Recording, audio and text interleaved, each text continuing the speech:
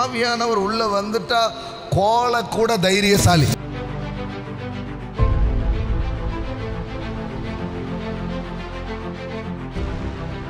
ஆவியானவர் ஊற்றப்படும் பொழுது உயிர்ப்பிப்பு நடக்கிறது மட்டும் இல்ல, இங்க ஒண்ணு நடக்குது. என்ன நடக்குது தெரியுமா? பரிசுத்த ஆவியினால் அவர்கள் நிரப்பப்பட்டு தேவ வசனத்தை, அப்பனா என்னன்னா அது வரைக்கும் இல்லாத ஒரு தைரியம். Amen. We are all filled with the Holy Spirit and begin to speak the word of God with boldness and courage. எல்லாம் சொல்லுங்க, boldness and courage. உங்க மேல பரிசுத்த ஆவியானவர் ஊற்றப்படும் பொழுது, பரிசுத்த ஆவியானவரோடு உங்களுக்கு ஒரு தொடர்பு ஐக்கியம் நடக்கும்போது அதனுடைய விளைவு என்ன தெரியுமா? அதுவரை இல்லாத boldness, courage உள்ள வர ஆரம்பிக்கும்.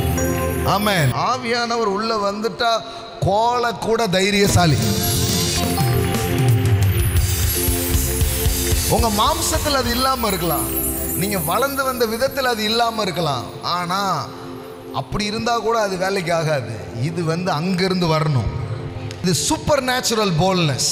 ஆமா, எது உங்களை மிரட்டினாலும் அதட்டினாலும் அப்படியே ஜங்கு நிற்பீங்க.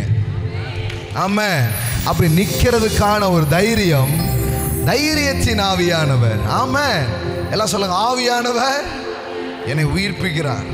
சொல்லுங்க, தேவ ஆவி எனக்குள் வரும் பொழுது ஒரு தைரியம் உண்டாகிறது. ஆமென். அது பிரசங்கம் மட்டும் இல்லை, அது வரைக்கும் இந்த தொழிலை செய்யலாமான்னு பயந்துட்டு இருப்பீங்க. ஆவியானவர் வந்தா தைரியமா செய்வீங்க.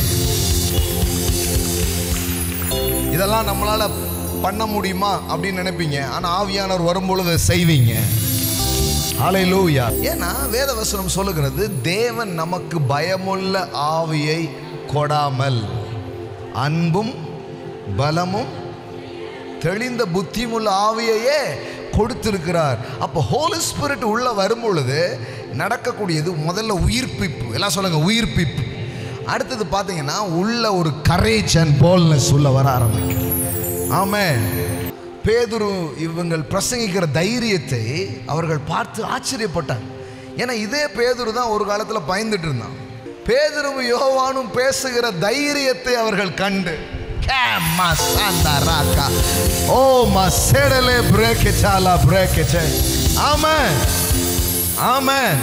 நான் இன்னைக்கு சொல்றேன், இதுவரை இல்லாத கரேஜ், இதுவரை இல்லாத போல்ட்னஸ்.